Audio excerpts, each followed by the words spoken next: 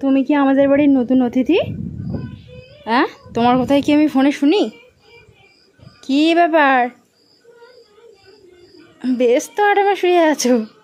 ও মা, আমার মা গান শুনছে। সন্ধ্যেবেলা থেকে মা রেডিওতে গান শোনে, না হলে নাটক শোনে। আমি আজকে আসবো কি না এটা শিওর মাকে বলিনি। ও মা, মা ভালোই গান শুনছে, শুনতেই পাচ্ছে না আমার কথা। ও মা, তো দরজা টরজা খোলো নাকি? আমার মা বলে এ রাত্রি করে নাকি আগে থাকতো না, সারাদিন থাকতো, মানে সপ্তাহ 2 হচ্ছে বোধহয় আছে। তো এখন নাকি বাবা শুধু বলে কিরে তুই রাত্রে থাকিস না, সারাদিন থাকিস, খেয়ে চলে যাস, আর শুধু রাত্রে থাকিস না। তো মানে সন্ধ্যে সন্ধ্যে খাবে চলে যাবে। তো ওই জন্য কি বুঝেছে বাবা বলে তার কদিন পর থেকে দেখি কুকুরটা থাকে। আমার মা আবার নাম দিয়েছে নাকি লালু। বাবা, মাকে দেখে আবার সরে যাচ্ছে। কি রাত্রি হলো, গাড়ি কি সকল সময় পাওয়া যায়? আমার মাকে আমরা খুব জোর করেছি নাইটি পরো, রাত্রে করে নাইটি পরো। রাত্রে তো কেউ আসে না, দিনের বেলা না লোকজন আসে বাড়িতে। আর বড় বৌমা বলে কথা, আমার বাবা সব থেকে বড় আর কি, ফ্যামিলির যত যারা আছে সবার থেকে বড়। মায়ের অবস্থা মানে চেহারা দিন দিন ভীষণ ভেঙে যাচ্ছে। আগে আমার মা ভীষণ মোটা ছিল, ভীষণ মোটা ছিল। বাবা এবার তো এসে নতুন কিছু দেখছি মা, পাপোশ। বাহ,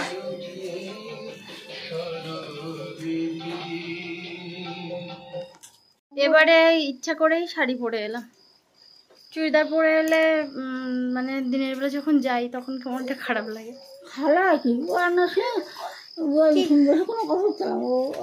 কি হয়েছে মা? জুতো খুলবে বাবা? আমার মেয়ে আবার এত ভদ্র যে জুতো পরে কোনো দিন ঘরের মধ্যে ঢুকবে না। আমি জুতো খুলে উঠেছি, ও কোনোদিন জুতো পরে থাকতে পারে? এটা কিন্তু খুব ভালো একটা অভ্যাস। আর দ্বিতীয়ত হচ্ছে আমার মেয়ে কিন্তু এখন কিন্তু প্যান্টটা ছি করে না। বেশ কয়েকদিন ওকে খুব বকাবকি করেছে। ছি করার পরে বলতো যে ছি করে খেয়েছি, ছি করে খেয়েছি, তাই তো? আর এখন নিজে নিজেই চেষ্টা করে এবং আমাদেরকে বলে। আমার ঘর পুরো রেডি, জানে আসবো, মানে আসবো কিনা শিওর না, তবু আমি বলেছিলাম যে আমি শুক্রবার দিন যেতে পারি আর কি।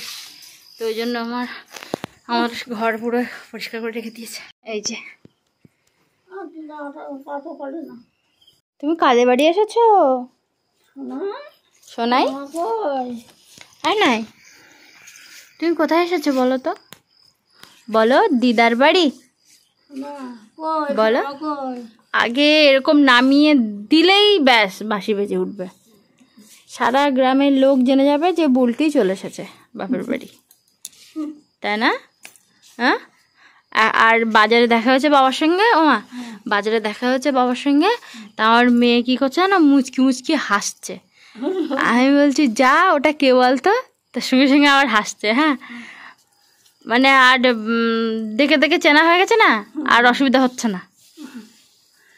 আমি ভাবলাম টাক মাথায় তো নানান রকমভাবে ঝুটুন টুটুন করতাম, তো কি করি তো একটা টুকু পরিয়ে দিই,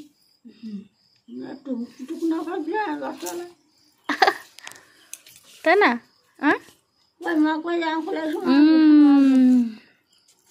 আর এই জামাটা একদম নতুন তোলা ছিল, আর একটু ঝুলে আছে। এই ধরনের দুটো জামা আছে।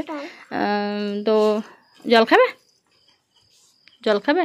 তো আমি আবার এখানে সেলাই করে দেখছি জামাটা বেশ ভালো লাগছে। না হলে এত অব্দি ঝুলে আসছিল তখন অতটা ভালো লাগছিল না। জল আমার ব্যাগেই আছে, তাই না শোনা? হ্যাঁ, আমি তো ওই 6টার দিকে বেরোলাম গো। আরে আমার মেয়ে ঘুমিয়ে পড়েছে, ঠিক আছে। এবারে ভাবলাম যে তাহলে ঘুম থেকে উঠুক, তার মধ্যে আমি গুছিয়ে নিই। এবার ঘুম থেকে উঠে এত কান্না করছে যে ওকে গোছাবো না আমি গোছাবো। তারপর ভাবলাম যাব না, তারপর ভাবলাম যে না যাই, রাত্রে গিয়ে উঠি, রাত্রে এলে সুবিধা আর কি, সারা রাত থাকলাম, সকাল থেকে আবার বাড়ি, না হলে আবার সকাল হলে কি হয় বলো তো, আবার বাসি কাজকর্ম সারো, রান্না বান্না করে তারপরে আবার বেরো, মানে সেই 10টা 11টা, আর না হলে সেই মানে আবার বিকেলবেলা। আর 10টা 11টা বাজলে তখন আর বেরোতে ইচ্ছা করে না, বিকালবেলা আবার সেই। তো ভাবলাম যে না, রাত্রে হয়েছে যখন অসুবিধা নেই, এমনি রাত্রে এখন সবাই হামেশাই চলাফেরা করে মা, এখন কোনো ব্যাপার না, এখন গ্রামের দিকেও এখন অনেক মানে গাড়ি চলে রাত্রে। তো ভাবলাম যে ওখান থেকে তো গাড়ি পেয়ে যাব, আর ঝড় বৃষ্টি নেই, কিছু নেই। এসে একটু ভাড়া বেশি নিয়েছে, আমি একাই এলাম এই পর্যন্ত, আর মাঝে সব নেমে গেল। তো ওই জন্য বলছিল জল খাবে, বলো কি খাবে বলো, কিচ্ছু না এখানে, দাদু দিদা আর আমি, জল দাও জল দাও। কালকে সন্ধ্যাবেলা এসে খোঁজ করছিল, কালকে সন্ধ্যাবেলায় এসে বলছিল ভাই কোথায় ভাই কোথায়, তার মানে এই এসে এই মামাদের দেখে ও বুঝতে পারেনি যে মানে মামা, বলছে ভাই কোথায়। তো বললাম ওরগুলো ভাই না মামা, আর সকালবেলা এই যে এসেছে ওরা, আর এদের সঙ্গে বেশ ভালোই বসে আছে। এটা কে? ওরে বাবা, আমি তো চিনতে পারছি না। অদিদা ভালো আছো? বসো বসো বসো। তুমি কানে শুনতে পেয়েছো আমের? কি সর্বনাশ, বাড়ি হচ্ছে সে ওই কোনায়, ওই কোনায় আমার মেয়ের কান্না শুনতে পাচ্ছে। শোনা না, আর এই এক হয়েছে, খারাপ না, বেশ ভালোই আছে। ও দিদা তাই এখানে থাকো, আমার মেয়ের কান্না শুনে এসেছে নাকি দিদিমা? যাও যাও যাও যাও যাও যাও যাও। এখন এই পুঁইশাকের আগাগুলো সব কাটবো, পুঁইশাকের আগাগুলো দিয়ে মাছ দিয়ে রান্না হবে, বেশ লক লক করে উঠেছে, ভালো। হ্যালো ফ্রেন্ডস, এখন কিন্তু সময় হচ্ছে 1টার বেশি হয়ে গেছে। মেয়েকে চান করিয়ে ওকে ঘুম পাড়িয়ে দিলাম, আর এখন এসেছি রান্না করতে। আর আজকে রান্না হবে মাছ টাছ, মানে কালকে এনেছিল বাবা, আমি আসবো বলে বাবা কালকে মাছ এনেছিল, তো কালকে রান্না হয়েছিল আবার রাখা হয়েছিল, তো সেইগুলো আমি আবার করে একটু গরম করে নিয়েছি। ঢ্যাঁড়স ভাজা হচ্ছে, আর অনেক সবজি টবজি কাটা হয়েছে। সকালবেলা আমাদের ওই লুচি টুচি বানানো হয়েছিল, দিদা এসেছিল তো দেখলেন, তো সকালবেলা দিদা আবার মানে খেয়ে চলে গেছে আর কি। তো আমি ওই কাকুদের বাড়ি গেছি, এসে দেখি দিদা চলে গেছে, তাহলে ভালো হতো দুপুরবেলা থাকলে।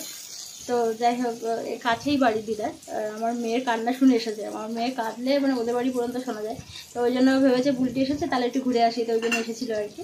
তো যাই হোক, এখন কী কী রান্না হচ্ছে বলি। এই যে টমেটো পেঁয়াজ কুচি মোটামুটি দিয়ে আর এত মশলা বানিয়ে নিয়েছি, আর আলু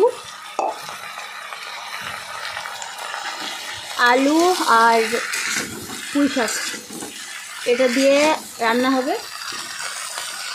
আর এখন পুঁই শাকের পাতা ফেলি না, এত সুন্দর কচি কচি পাতা যে ফেলিনি, ওর মধ্যে দেবো আর কি, তরকারির মধ্যেই দেবো। এটা দিয়ে মাছ রান্না হবে আর কি, এই যে মাছ ভেজে রেখেছি, এইটা মাছ রান্না হবে। আর এখানে হচ্ছে ঢ্যাঁড়স ভাজা, এই যে একটু সামান্য আলু দিয়েছি কুচি কুচি করে। আমার তো সব তরকারিতে আলু দিলে ভালো হয়, মানে এরকম একটা অবস্থা আমার। আর সাথে এখানে কলা আছে আর উচ্ছে আছে, এটা দিয়ে একটু রসা রসা হবে। আর আম কেটেছি, এই যে একদম নরম হয়ে গেছে, আমের একটু চাটনি হবে।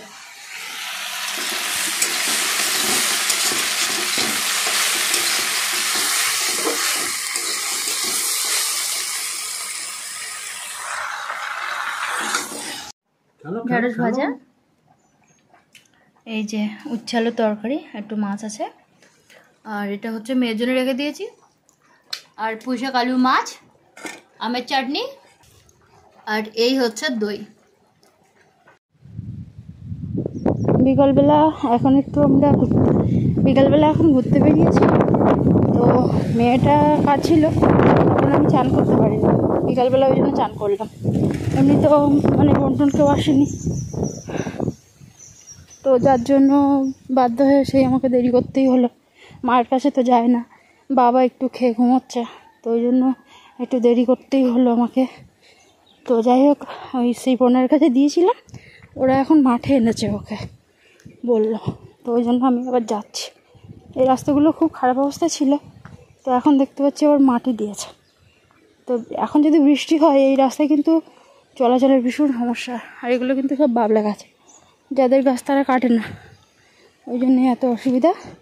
আর সাথে হচ্ছে এই যে নতুন নতুন মাটি ফেলেছে খেবড়ো। তো এখন মাঠের দিকে যাই, বিকেল হলে সবাই মাঠে এসে বসে, তো আমি ওই জন্য এলাম দেখি। আর সঙ্গে একটা কলা এনেছি, একটু জল এনেছি, একটু খাওয়াতে হবে। ওই যে ওখানে বসে আছে, দেখি চাই এইখানে ঝাঁকের মধ্যে আছে বোধহয় সব একসঙ্গে বসে, কিন্তু ভালোই মজা করছে ওরা। আমি জানি না হাওয়ার জন্য শুনতে পাচ্ছেন কিনা। এই যে দিয়েছে, বলে যাচ্ছিল বোতল সব এখানে, আর এখানে সব এই যে বসে আছে। বাবা এখানে তো বিশাল চলছে আম মাখা। ভালো আছো? শুনতে পাই না। ভালো আছো? ভালো আছো?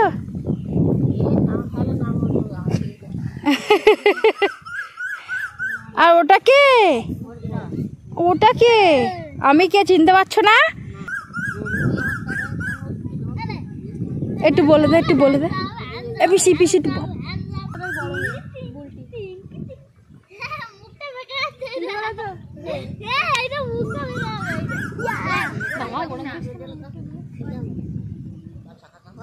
এই তো এই তো এই তো আমার দিদির মেয়ের মতো। এই না, এই তো এইটাই। আমি অনেকদিন বেবি নেইনি, তো ওই জন্য বলছে যে বাচ্চা কাচ্চা হয়নি এখনো। অনেকক্ষণ এসেছে আমার মেয়ে, এসে এই যে, হ্যাঁ আমি আর ভাবছি যে কই কান্নাকাটি করছে না তো। আর মাঠের মধ্যে হচ্ছে আম মাখা, আর সবাই গোল করে বসে আছে। আর ওই যে এই পাবলিকের হাতে আর ওই পাবলিকের হাতে আম দেওয়া, আর বাকি সব মাখানোর পরে পাবে। এই কিন্তু ভীষণ একটা আনন্দ, মাঠের মাঝে দক্ষিণা হাওয়া, আর তারপরে হচ্ছে এরকম একটু আম মাখা। ছোটবেলার দিনগুলো যে কি মিস করি, আর তবে এখানে সে আবার সেই দিনগুলো পেয়ে ভাল লাগছে।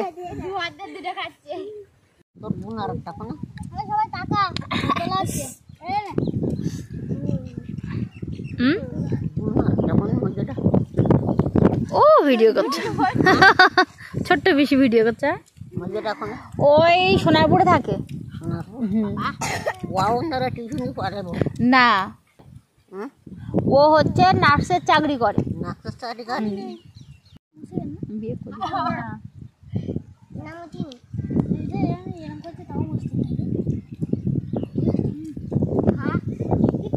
মাঠের মাঝে আম মাখা খাওয়া। বল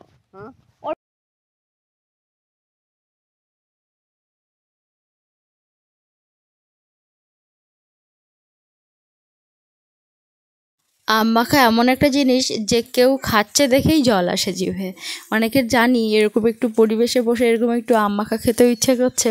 তো যাই হোক, এখানে বেশ আনন্দ হচ্ছে, সবাই সব রকম কথা বলছি, বেশ হুল্লোড় হচ্ছে, ভীষণ ভালো লাগছে। আর আমার মেয়ে এখানে সে পুরো শান্ত, কোনো কান্নাকাটি নেই, সবার কাছে যাচ্ছে।